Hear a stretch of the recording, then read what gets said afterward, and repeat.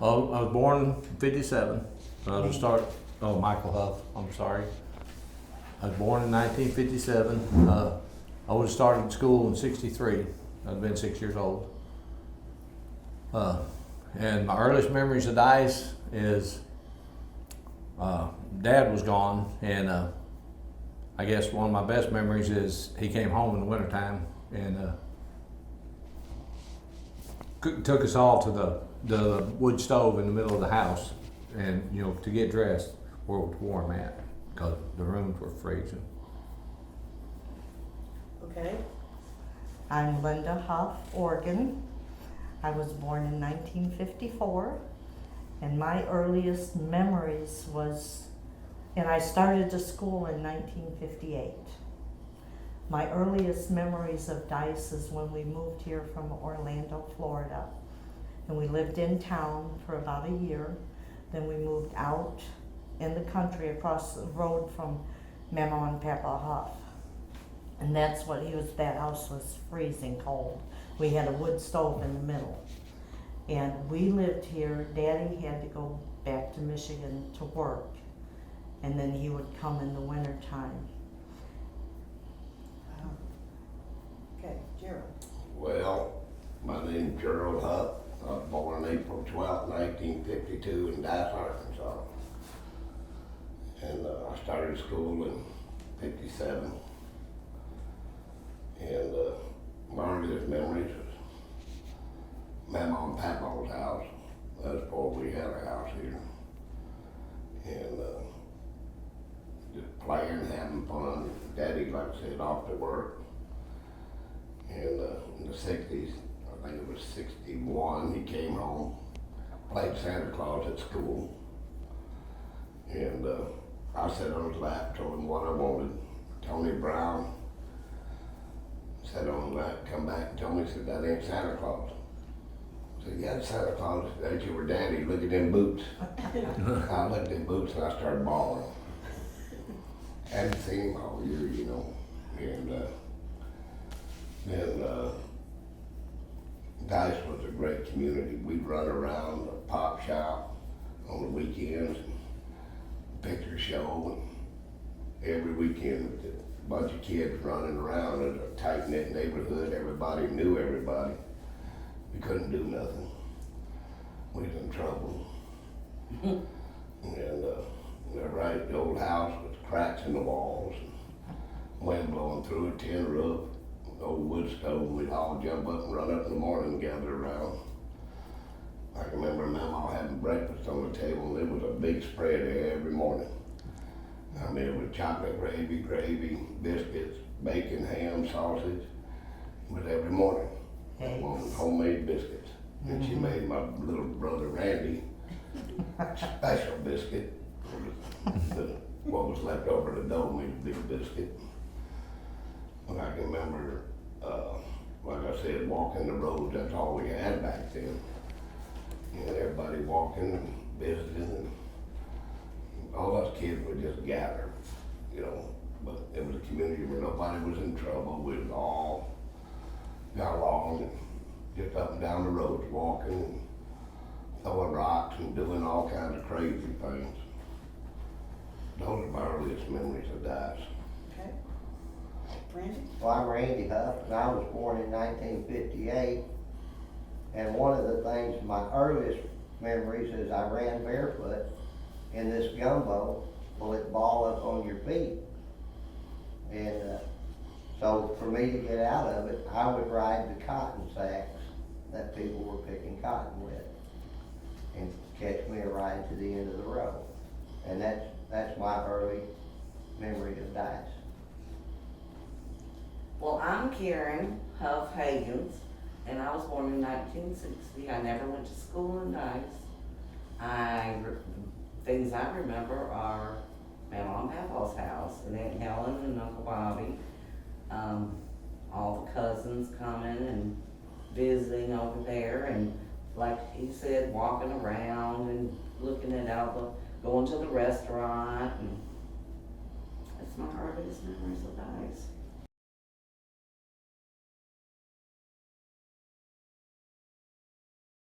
Okay, so you mentioned Mama and Papa's house a lot, and I'm assuming that Mama and Papa, you're referring to your grandparents. Right. And tell me, what were their names? Frank and Leila Huff. Right. And do you know when they moved here? 35. Yeah, 1935. And was it a 5-room house, or was it one of the 4 or 3-room? It was the house by the cash house, caddy corner. So I don't remember if it was Well, by the original. a 2-bedroom house, so. But they didn't live there when we moved here. No, when we moved here, but Yeah, there, but that's where they lived Right. when they first came Right. here. Their Right. house down here by the. You all by the don't road. by any chance remember the house number, do you? Oh, Lord, no. It was just like Cash House was here and Mama and Papa's was across the On the road corner. and On the down. corner, both right. Yeah. were, I think I've got it in our database downstairs. Yeah, you do. Yeah. So you talk about it being cold and the stove being in the middle of the room. What else do y'all remember about that house? Oh, the tin roof. When it would rain in the summertime with gentle rain, you could sleep like you wouldn't believe. That rain on that roof was just, I still remember it. I remember no matter what the weather, out. Yeah, the outhouse. No running water Right, inside. the bathtub was a wash tub, and well, Gerald actually almost lost an ear, the bottom of his ear, Yeah. because that pump would kick. Me and him was outside, and we were tight when we were little, and he got that pump kicking and took that, he just grabbed and run in the house. With my ear at the bottom. Yeah, and we had to pump a barrel of water a day. It would And we all kick took pretty hard. turns. But I remember the barn. Oh yeah, the Oh, barn. we played in that Down off barn. the loft, and then one day I had, well, all these here, we was up in the loft smoking. And And all that hay? when you No, walked there in, was No no hay. hay. It was an empty when you barn. walked in the front door of the house, there was a wall with a little like bench there. You could walk around either way to the living room. And Daddy sat on that bench and he called them all there, except Judy in here, my little sister. She was with us and said, were you smoking? Yes, and he patted his butt. Everyone got me, you smoking? Nope. He beat my hind end. And he said, was you smoking? I said, yes. Don't do it again. I was going tonight to the end. The barn, a lot of time spent in that barn playing when we were kids, jumping out of the loft. We just- played Tarzan. He was Cheetah, I was Jane, and our oldest brother Jim was Tarzan. And he could do the Tarzan yell and swing in those trees. All right, well, so let me ask you something about the barn, because the colony, when they first built the colony, they built 2 styles of barns, and they were determined to be too small. So back in the early 40s, they came back in and tore a lot of the barns down and built a bigger barn. Do you recall? We had the smaller barn. Okay, you had the smaller Yeah, it one. was probably 40 feet wide, maybe 60, 80 feet long. You know, it was considered a small barn. Well, It wasn't a whole lot, but To me, it was. to me, it was a big Right. barn. I was little. Right. That's like the house we grew up, Big enough to have plenty of room to play. house in Michigan. I went back and seen it several years ago that we grew up in, and then It when I was was a huge. kid, it was huge. Went back and looked at that house and said, So small. that thing is tiny, but it was huge when I was a kid. You mentioned another sister. How many children were there in the family? 7 here at that time. 7. Right, There's 8 total. yeah, Well, they were. Okay, so give me the names of the other ones. It was James Earl Huff Jr. He's the oldest brother. He's in Michigan. He's in Michigan, okay. Yeah. Judy Judy. Eileen, Judy Eileen, Aylene. yes, okay. She's in Michigan. yeah. Yeah. Okay, and what's her last name? Is it Smith now. Smith. Yeah. Smith? Likely story. Oh. And she's in Michigan. Yes. And Laura Evelyn, And she's still a Huff. she's still a Huff. Laura. Okay, and where does she live? Little Rock. Okay. Okay, and I don't think I asked where each of you live now. I know I asked some of you, but I, let's get it I on live camera. in Conway. I live in Mountain View. I live in Atkins. I live in Morrilton. And I live in Little Rock. Okay, great. We don't wanna be close. For God's sake, don't anybody get the same town.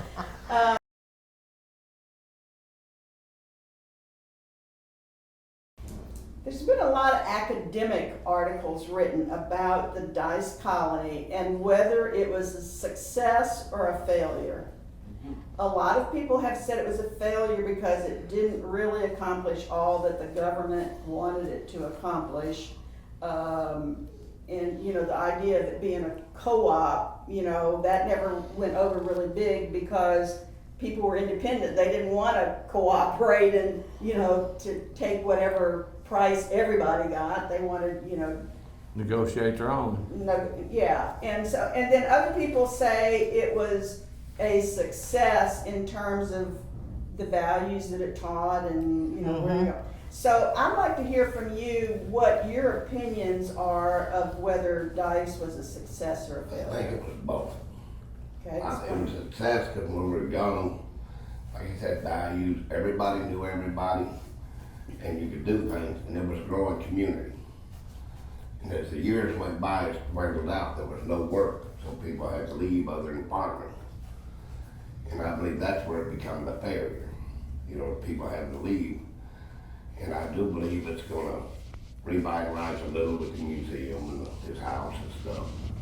And I'm hoping to see it in my lifetime, you know, but people will come back, you know, and enjoy that for what it is, but, It was a great, great place to live. I was heartbroken when we had to leave and go to Michigan.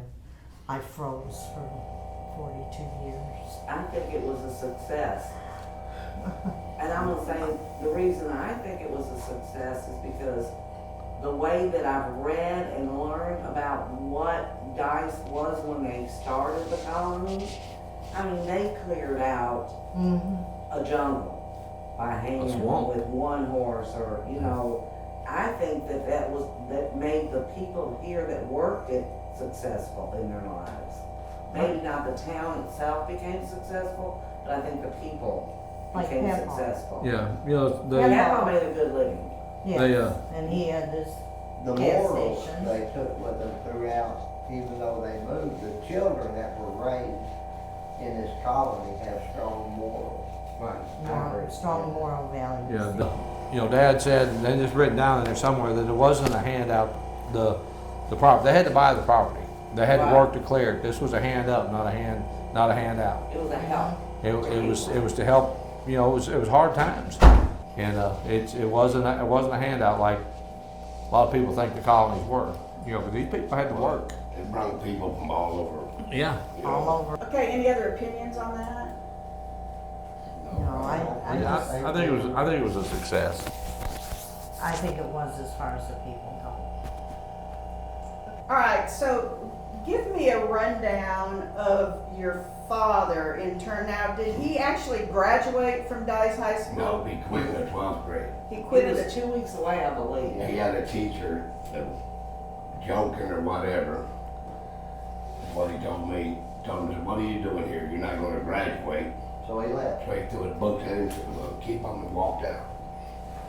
Well, you know, I've never asked him that for some reason, I don't know, but I was looking the other day and I thought, well, his picture's not in the composite of the He's still class. upset about that, you know, Yeah, he should have been. what he said, Yeah, what the teacher said to him, upset But he him. should have been in the picture. I mean, he was 2 Yeah. weeks away from graduating. Yeah, I know.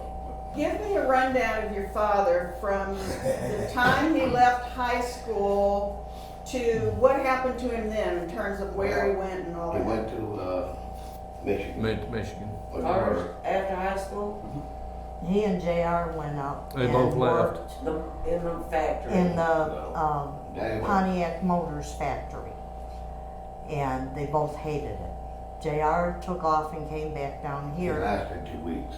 Right. Yeah, and then Daddy started working construction, and whoever he was working for taught him how to operate a grader. Started Garrett. Yeah, I thought he taught himself. He Well- was natural at it. He, Oh, he said he pretty much taught himself. Yeah. right, but he Yeah. gave him the opportunity to do So he it. was a grader operator his entire adult life. I was born in Detroit. He was born in Detroit. Randy and Mike and and I were then born in Highland Park. what? I don't know what year we went to Florida. We went to Florida in 57. No. No, I was born in 59. '57. He was born in 58. I was born in Florida in You were born 60. in Orlando. We went I in remember I got 59. smacked the day you were born. We went in 59. She's born, I get hit. Yeah. Well, doctor, you Y'all know, not forget me. doctor had choices. They only stayed in Florida about 3 years. Yeah. Well, like starved to death. Yeah, Dad said we like to starve to death in Well, Florida. we couldn't. He get got that. enough. He got enough money saved up and back to Michigan. Oh well, we come back to here, Come didn't back we? We came here, Right, we came here because I started school here. He worked for a guy that didn't pay him. right, Yeah. for 6 months he Yeah, he didn't didn't get a pay. check, and so we were hungry, yes, I was a And- baby, but Daddy went and saw him and he said, I want the keys to that Cadillac. He drove a Cadillac. And Daddy said, I want the keys to that Cadillac if you're not gonna give me my check. And he said, you call the police and I'll have you in prison, because he didn't pay them. He didn't pay taxes or payroll. He gave Daddy the keys and the title to the car, loaded us up, and we came here. Daddy went to Michigan and stayed with friends and worked for, it was the last 13 days of second grade, He stayed because in I Florida. met Myra Gary, and we've been best friends ever since. And then third grade and fourth grade, and then we moved back to Michigan in the summer of '64. Okay, and you moved here when? In 61, 62. 61? it was 61. 62, because I got out of second grade. So like from 62 to 64, you were living here and your dad was having to In work in Michigan. Michigan? Right. And then he came here in the winter. He Right, would because come in they the shut down wintertime. construction in the winter up Well, north. Brenda is from Dice Arrow Nut.